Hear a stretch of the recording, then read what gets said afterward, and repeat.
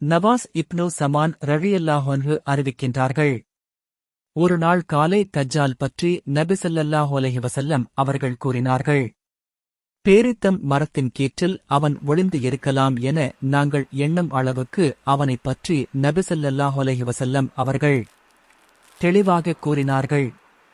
அவர்களிடம் நாங்கள் மாலை நேரத்தில் சென்றபோது எங்களைப் பற்றி அவர்கள் புரிந்து கொண்டு, உங்கள் விஷயம் என்ன என்று கேட்டார்கள். இறைத்தூதர் அவர்களே, காலையில் தஜ்ஜாலைப் பற்றி நீங்கள் கூறினீர்கள். அவன் பேரித்தம் மரக்கீற்றில் மறைந்து இருப்பானோ என அவனை நாங்கள் எண்ணும் அளவுக்கு நீங்கள் தெளிவாகக் கூறினீர்கள் என்று கூறினோம்.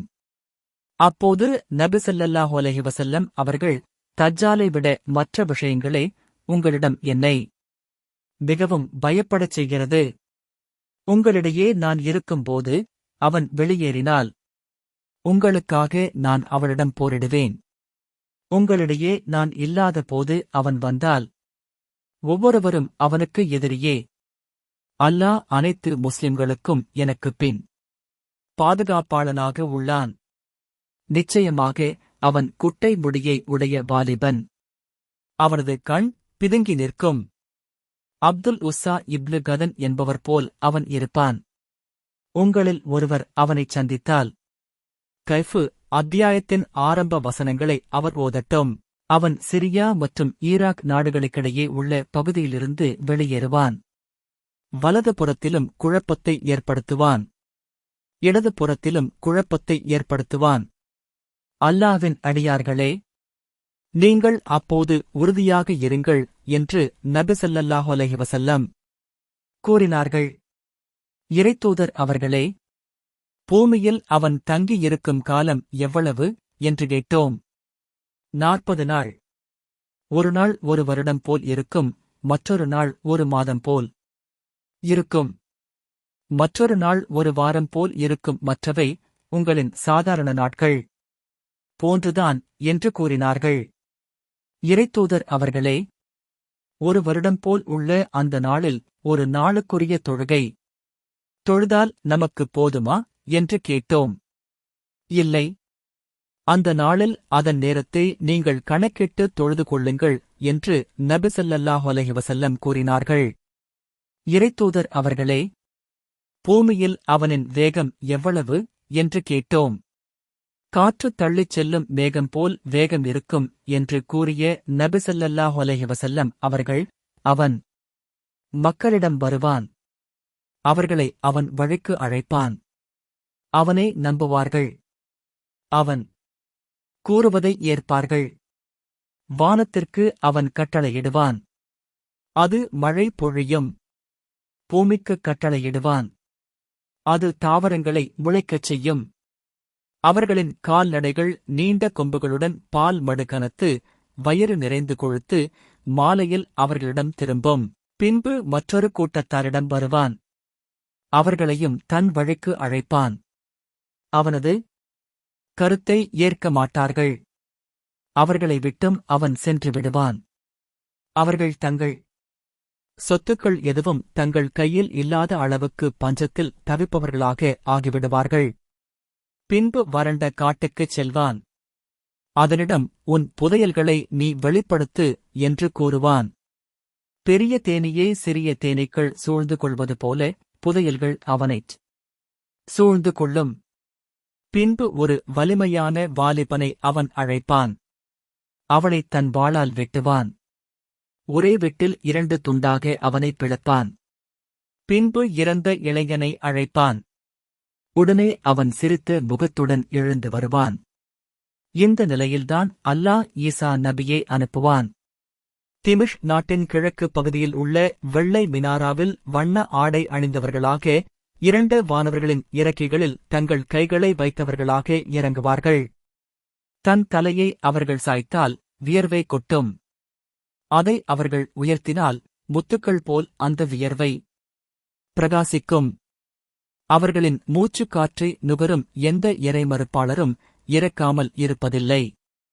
அவர்களின் மூச்சுக்காற்று அவர்களின் பார்வை படும் தூர அளவுக்கு சென்றடையும். ஈசா நபி தஜ்ஜாலை தேடுவார்கள். இறுதியில் பைத்துல் முகத்தஸ் அருகில் உள்ள லூத் என்ற இடத்தில் பிடித்து அவனை கொல்வார்கள். தஜ்ஜாலை விட்டும் அல்லாஹ் காப்பாற்றிவிட்டு ஒரு கூட்டத்தாரிடம் அடுத்து ஈசா நபி வருவார்கள். அவர்களின் முகங்களை தடவி விடுவார்கள். அவர்களிடம் சொர்க்கத்தில் உள்ள அவர்களுக்குரிய தகுதிகளைப் பற்றி ஈசா நபி கூறுவார்கள். அந்த சமயத்தில் ஈசாவிடம் அல்லாஹ், நான் என் அடியார்கள் சிலரை வெளியாக்கியுள்ளேன். அவர்களிடம் யாரும் சண்டை செய்ய முடியாது. எனவே என் அடியார்களை தூர் மலைப்பக்கம் ஒன்று சேர்ப்பீராக என்று கூறுவான். பின்பு யஹ்ஜுஜ் மஹ்ஜுஜ் கூட்டத்தாரை அல்லாஹ் வெளிப்படுத்துவான். அவர்கள் ஒவ்வொரு மேட்டிலிருந்தும் விரைந்து வருவார்கள்.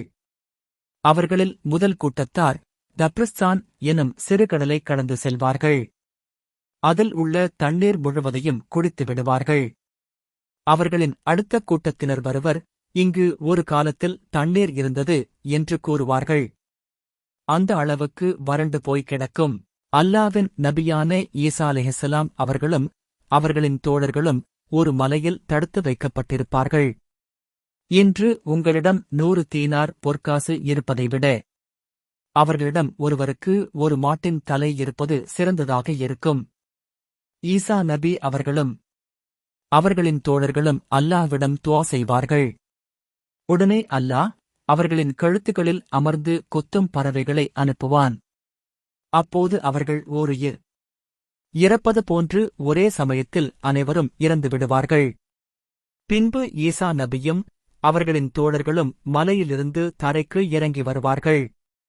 பூமியில் ஒரு சாண் இடம் கூட மீதமில்லாமல் யஜுஜ் மஹ்ஜுஜ் கூட்டத்தினரின் சடலங்களும் துர்நாற்றமும் பிணவாடையுமே இருக்கும்.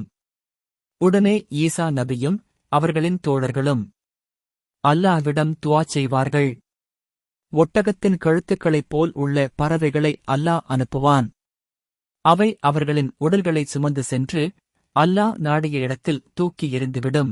பின்பு அல்லாஹ் மழையை பொழியச் செய்வான்.